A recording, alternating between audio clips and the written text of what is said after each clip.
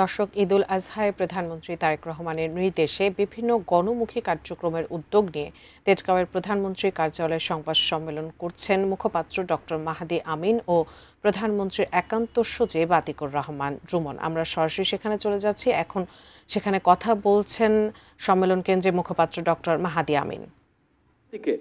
রোদের মধ্যে ঘন্টার পর ঘন্টা দাঁড় করিয়ে রাখা হয়নি, কিংবা জনগণের কষ্টার্জিত অর্থ ব্যয় করে রাষ্ট্রীয় আড়ম্বরের প্রদর্শনী করা হয়নি। ফ্যাসিবাদের যে ধারাবাহিকতা, তার বিপরীতে দাঁড়িয়ে আমরা নিশ্চিত করেছি দলের নেতাকর্মী, সমর্থক এবং সাধারণ মানুষের আবেগতাড়িত অংশগ্রহণ, ভালোবাসা এবং শ্রদ্ধাই দেশব্যাপী বিএনপির এই রাজনৈতিক কর্মসূচিকে সার্থক ও অর্থবহ করেছে। অনেকের কাছেই হয়তো এটি বিস্ময়কর মনে হতে পারে যে রাষ্ট্র পরিচালনাকারী দলটির প্রতিষ্ঠাতা এবং কালজয়ী রাষ্ট্রনায়কের শাহাদাত বার্ষিকী রাষ্ট্রযন্ত্র ব্যবহার না করেও এত ব্যাপকভাবে কিভাবে পালিত হতে পারে। কিন্তু এটি ফ্যাসিবাদের কাঠামো ভেঙে গণতান্ত্রিক রাজনৈতিক সংস্কৃতির পরিবর্তিত ধারা, যেখানে মাননীয় প্রধানমন্ত্রীর নেতৃত্বে মানুষের হৃদয়ের টানি বিএনপি সরকারের সবচেয়ে বড় শক্তি।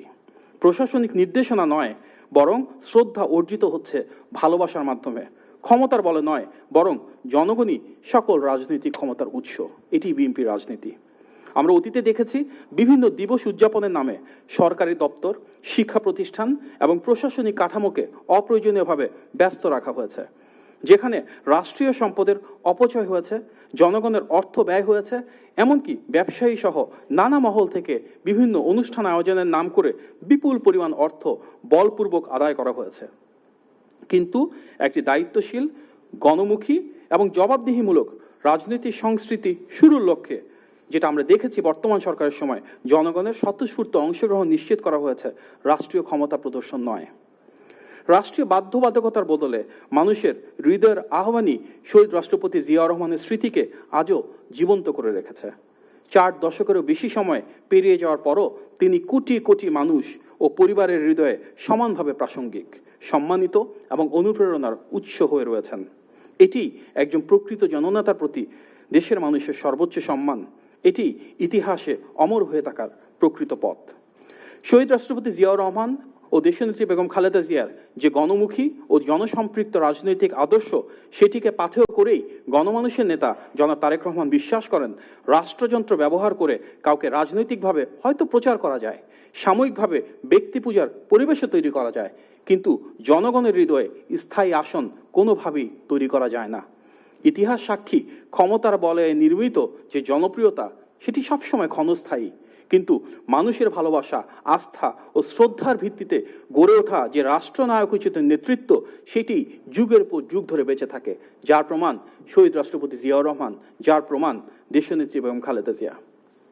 প্রিয় সাংবাদিক ভাই ও বোনেরা, টানা 16 বছরের ফ্যাসিবাদী দুঃশাসন ও জবাবদিহিতার যে অচল অবস্থা তৈরি হয়েছিল, তা মুহূর্তেই বদলে ফেলা কোনো জাদুকরী মন্ত্রের পক্ষেও অসম্ভব।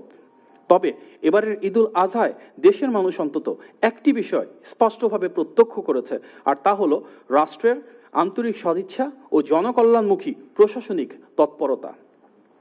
মাননীয় প্রধানমন্ত্রীর সরাসরি ও সুস্পষ্ট নির্দেশনায় এই ঈদে রাষ্ট্র পরিচালনায় দায়বদ্ধতা, প্রশাসনিক সমন্বয় এবং নীতিগত পরিবর্তন দেখা গিয়েছে। তিনি মন্ত্রী, প্রতিমন্ত্রী, সকল সংসদ সদস্য ও গুরুত্বপূর্ণ জনপ্রতিনিধিদের নিজ নিজ এলাকায় ঈদ উদযাপন করতে বলেছেন। মানুষের পাশে থেকে একসাথে ঈদের আনন্দ ভাগাভাগি করে নিতে প্রেরণা জুগিয়েছেন। জনগণের আকাঙ্ক্ষার প্রতিফলন ঘটিয়ে গণতান্ত্রিক সরকার প্রমাণ করেছে যে রাজনৈতিক অঙ্গীকার ও কার্যকর ব্যবস্থাপনা থাকলে শত সংকটের মধ্যেও স্বস্তি, শৃঙ্খলা ও আস্থা ফিরিয়ে আনা সম্ভব। এবারের ঈদুল আজহাকে কেন্দ্র করে সরকারের কার্যক্রমে 10টি গণমুখী বিষয়ে বিশেষ গুরুত্ব প্রদান করা হয়েছিল। নির্বিঘ্নে ঈদ যাত্রা নিশ্চিতকরণ, শ্রমিকদের বেতন ভাতা পরিশোধ, দেশীয় পশুর বাজার সুরক্ষা, দ্রুত বর্জ্য অপসারণ, গণপরিবহনের শৃঙ্খলা, চাঁদাবাজি ও সিন্ডিকেট দমন, নিরবিচ্ছিন্ন বিদ্যুৎ সরবরাহ, জননিরাপত্তা নিশ্চিতকরণ, চামড়া খাতে সুস্থ ব্যবস্থাপনা এবং নিত্য প্রয়োজনীয় পণ্যের বাজার স্থিতিশীল রাখা, এই 10টি অগ্রাধিকার ছিল মাননীয় প্রধানমন্ত্রীর প্রধান বা অন্যতম নির্দেশনা।